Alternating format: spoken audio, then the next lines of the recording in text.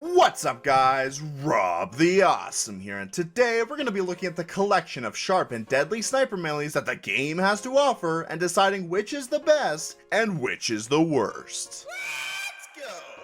Before I start, there are certain things you should know before watching. These guys focus primarily on competitive, not Valve's competitive mode, but actual competitive. Pubs and or glorified pubs are just too random to get any clear outcomes, while competitive has a set meta for overall testing and results. You should also note that we don't just focus purely on the stats, we also focus on the psychological portion of the weapon as well, and how it affects both the user of the weapon and the victims against it, so keep that in mind while watching. Oh, and one more thing. If a weapon isn't listed in this video, then the only reason for that is because it is a reskin of another weapon. End of story. Alright, we good? Here we go. Like always, let's start with the stock Kukri. This inward machete is a sniper's last resort in situations where scouts and soldiers get a little too close. And like a majority of the melees in the game, it does the standard 65 damage and nothing else too exciting. It works well with a variety of primary and secondary options and can be a lifesaver in close combat situations. At first glance, 65 damage isn't a lot, especially when headshots can do 150 for a quickscope and an SMG can put out way more if you're accurate. However, it's actually fairly handy. A sniper's melee cuts the close quarters combat in half so that the opponent backs up, perfect for a quickscope headshot or SMG property attacks. In combination with your primary and secondary, you can get a combination damage between 115 to 215 damage in 2 seconds flat. That is, if you land your shots. With enough practice, not only will you be deadly long distances, but close distances as well, making you untouchable and tough to beat. But for now, we're just gonna put this weapon right in the middle and go from there.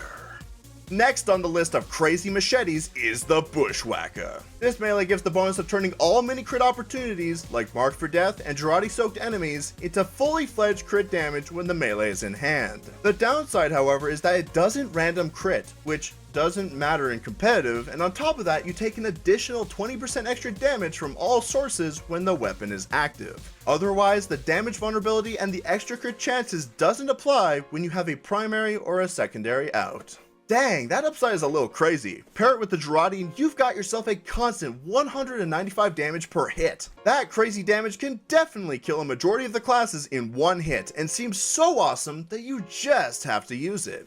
As nice as all that sounds, however, it's sadly unrealistic. First, you have to aim your Girardi in the surrounding area of your target, which sounds easy enough, but with expert movement and constant jumping, it can be a challenge to even get that puddle of piss to soak your enemies for a nice crit damage. The second problem is having to actually use up your secondary weapon to make this weapon work out. The Girardi isn't the best option for the sniper. Coating the enemies is great for extra team damage, but with constant heals and coordinated backups, it's a lot harder to achieve kills in that sort of state. There are better secondaries to use for the sniper, and having to use it up to make the melee work just isn't the best overall choice for the battle ahead. Another issue is that once you soak the enemies and you run up with your knife, you are in a one-shot vulnerable state from short to medium range. That extra 20% damage vulnerability can make it super easy for scouts to one-shot you from the front, doing a nice 125 to 135 damage per shot, or a soldier to insta-kill with a short to mid-range rocket, dealing 132 damage fairly easily with just one little rocket.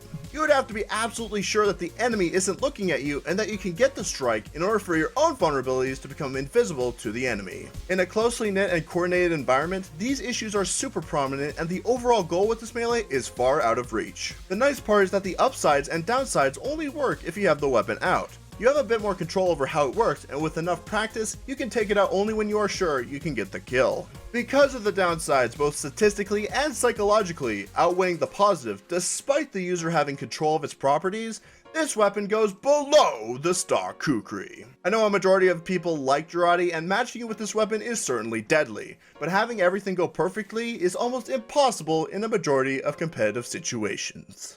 This longsword of a melee brings down the house with very unique looking stats. The Shahanshah. This weapon increases melee damage by 25% when below 50% HP, doing 81 damage per hit, but decreases melee damage by 25% when above 50% HP, doing 49 damage per hit.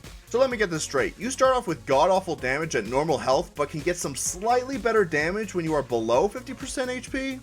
Do you know how silly that sounds? Sniper is the type of class that doesn't go below 50% HP and gets away with it. You have 125 health, and managing that is a struggle alone. If you ever get to the point where you are below 50% HP, you are probably dead or not in a melee position to put that sweet damage to use. Most of the time, the sniper is above 50% HP when you need to use a melee, meaning a majority of your hits are going to do slightly less damage than stock. Why not just use any of the other melees? The damage with the other knives are consistent and doesn't need monitoring depending on how much damage you've taken. But what if you get hit once by a scout or a soldier? Then you'll be definitely below 50% HP and certainly get that awesome damage boost. Like I said, if you get down that low, they can just easily finish you off no problem. And if you do manage to hit them with the damage boost, then you are only hitting them for 81 and won't kill them at all. Is it worth it to do all this health monitoring and continuously having realistically low amounts of melee damage? The melee damage is just low enough to turn a 2-hit kill on scouts into a 3-hit kill on scouts.